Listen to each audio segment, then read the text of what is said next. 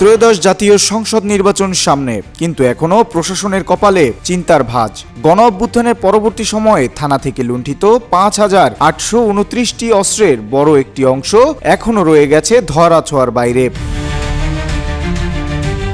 গত ৫ আগস্ট সরকার পতনের পর দেশজুড়ে বিভিন্ন থানায় হামলা ও অগ্নিসংযোগের ঘটনায় পুলিশের বিপুল পরিমাণ অস্ত্র ও গোলাবারুদ লুণ্ঠিত হয়। কিউব হোল্ডিংসের গল্পে সেই রেখাটি আঁকা হয়েছিল আজ থেকে ১ যুগ আগে। নকশাই আমাদের ভাষা। Cube holdings limited. পরিসংখ্যান বলছে সে সময় ৫,৮২৯টি আগ্নেয়াস্ত্র এবং ৬ লাখের বেশি গুলি খোয়া যায়। যদিও এর বড় একটি অংশ উদ্ধার হয়েছে, তবে চিন্তার কারণ হয়ে দাঁড়িয়েছে বাকি ১৫% অস্ত্র। পুলিশ সদর দপ্তরের তথ্য অনুযায়ী এখনো উদ্ধার হয়নি ১৩৩৩টি আগ্নেয়াস্ত্র।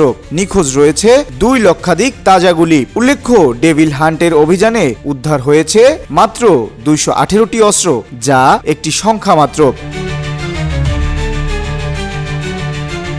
উদ্বেগের বিষয় হলো ২০২৫ সালেই রাজনৈতিক সহিংসতায় গুলিবিদ্ধ হয়েছেন ২৫০ জন রাজনৈতিক নেতাকর্মী। অস্ত্রের আঘাতে নৃশংসভাবে প্রাণ হারিয়েছেন ১০৮ জন। রাজধানীর কারওয়ান বাজারে সন্ত্রাসীদের গুলিতে প্রাণ হারিয়েছেন মহানগর উত্তর স্বেচ্ছাসেবক দলের সাধারণ সম্পাদক আজিজুর রহমান মুসাব্বির। এই ক্রমবর্ধমান রক্তপাতই বলে দিচ্ছে লুণ্ঠিত ও অবৈধ অস্ত্র অপরাধীদের হাতে কতটা শক্তিশালী হাতিয়ার হয়ে উঠেছে।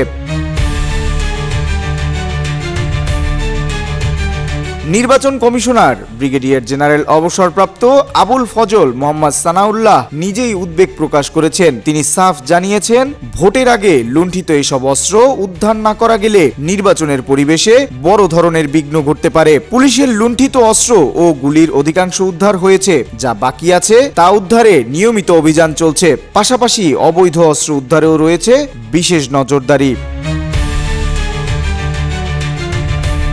স্বরাষ্ট্র উপদেষ্টার পুরস্কার ঘোষণার পরও অস্ত্র উদ্ধারের গতি নিয়ে প্রশ্ন তুলেছেন বিশ্লেষকরা। সাধারণ মানুষের মনে একটাই প্রশ্ন, ভোটের আগে এই বিপুল পরিমাণ মরণাস্ত্র কি উদ্ধার করা সম্ভব, নাকি এই ১৩৩৩টি অস্ত্রই হয়ে উঠবে আগামীর আতঙ্কের নাম?